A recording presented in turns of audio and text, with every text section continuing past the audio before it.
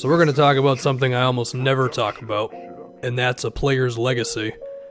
And that player's Kevin Durant, because for whatever reason, I was thinking about the fact that KD's probably going to get his third championship this season, a three-peat for the Warriors.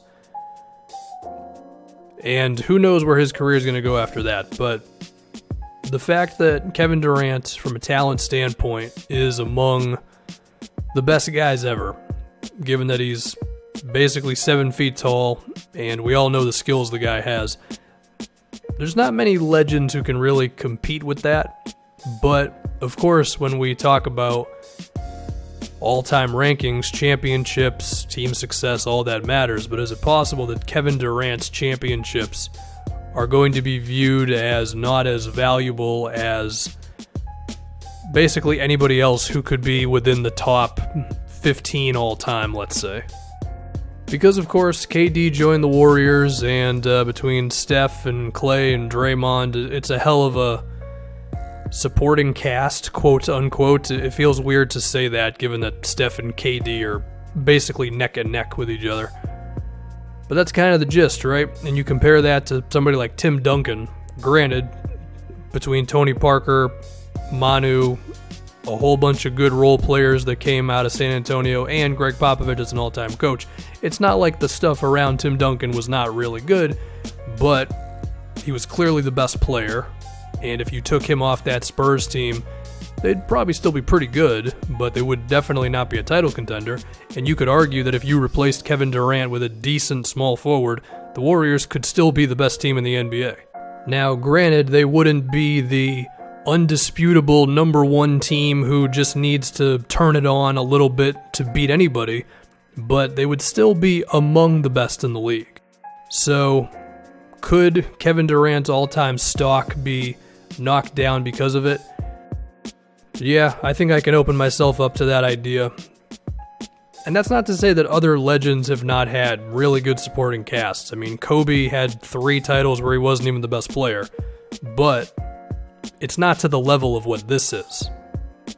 I mean, if you took Kobe off of that Lakers team and replaced him with an average 2-guard, that's still a pretty good team, but it's not a team that's winning a championship. I think you could say a similar thing for Larry Bird's Celtics, Magic Johnson's Lakers, LeBron's Heat. If you want to consider that three-peat with the Lakers I talked about as Shaq's Lakers, similar thing. If Shaq gets replaced by whoever was like the 10th best center back that season, I think they would fall off a lot more than the Warriors would if you did the same thing with KD. And I think the fact that KD joined them doesn't exactly help. I mean, if everybody gets drafted and you all come up together, then I don't think there's as much of a negative thing towards it. And I understand this is beginning to enter the realm of the side of NBA Twitter that I don't really care for. But even so, I have to acknowledge, leaving the team he left to join the team he joined, conference finals, all that stuff, yeah, I get it. But the interesting thing with Kevin, and I'm going to go back to his talent, is how many guys can match Kevin Durant from a talent standpoint, given that he's going to go down as one of the top, 6 shooters all time, and the way he's developed his post skills and, the fact that he's 7 feet tall and he can pull up from 30, as Stephen A. Smith likes to put it. There's very few guys who can match him from a talent standpoint, and it's this awkward thing where I think about how great of a player Kevin Durant is, and I try to compare him to some of the other greats that I've seen, and again, this is just the guys that I've watched, but there's only 3 where I say to myself, yeah, those guys are definitely better than Kevin. And again, this is just in terms of talent, would be LeBron, Shaq at his peak, which is kind of what you say about Shaq when you compare him to anybody, and Tim Duncan. Now, I know from a talent comparison thing, it's difficult to compare bigs and perimeter players, but I think you just have to place emphasis on different things. Like, clearly Kevin Durant is worlds better than Tim Duncan and Shaq when it comes to handling and shooting and all that, but I think those two close the gap because of how dominant they were as low post players. I think the conversation between him and Kobe, as of right now, it's not really a thing because KD just doesn't have enough years, but I think if you give Kevin Durant another 2 or 3 seasons, I think that starts to become a very real conversation, but I also respect Kobe's accolades more than I respect Kevin Durant's. So it's like, what do I make of all that, you know? Can I consider him to be among the 3 or 4 most talented players ever, but actually have him 9th all time because I think his championships suck? And I'm not saying I have him 9th all time right now, but it could be something like that by the time KD retires by, I don't know how old he's going to be when he's out of here, but that kind of thing. I mean, I think there are certain players like that. You think about Chris Webber.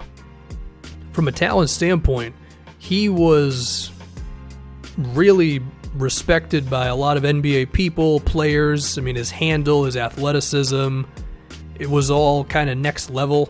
The way we're seeing power forwards and centers go off the dribble nowadays, C-Webb was doing that a long time ago, but you could say his career was a disappointment because there were not enough championships and deep playoff runs, and KD's accolades certainly outweigh C-Webb's, but I guess that can be kind of a similar thing. You could say that Kevin Garnett, before going to Boston, could have been in a very similar spot where all-time defensive player, great playmaker, carrying these teams that aren't that good into at least 50-plus win seasons and going on at least one playoff run, and offensively, you could argue in the last 2 minutes a little disappointing, but overall still consistently getting 20-plus points a game and all that. But of course, the titles and all that didn't really happen in Minnesota. And even then, getting the one championship in Boston, and he could have got another one if he didn't get hurt that next season, by the way. But just getting one doesn't fix all of the stuff that didn't happen for him in Minnesota. Granted, he was also working with the worst hand ever because of that whole scandal with Joe Smith where they lost out on 4 first-round picks. But this is a thing that happens. And while Kevin Durant is probably going to get his 3rd ring this year, it's possible that it could effectively be similar, not to that same extent, but still kind of similar to Kevin Garnett's thing where we just don't respect the championships like that. But with all that being said, I think if Kevin Durant maintains what he is now, and you assume has a gradual decline later on in his career, I don't see a world where that guy is not in the conversation for the 10 best players ever. Because again, his talent, I think, is in a small group of guys.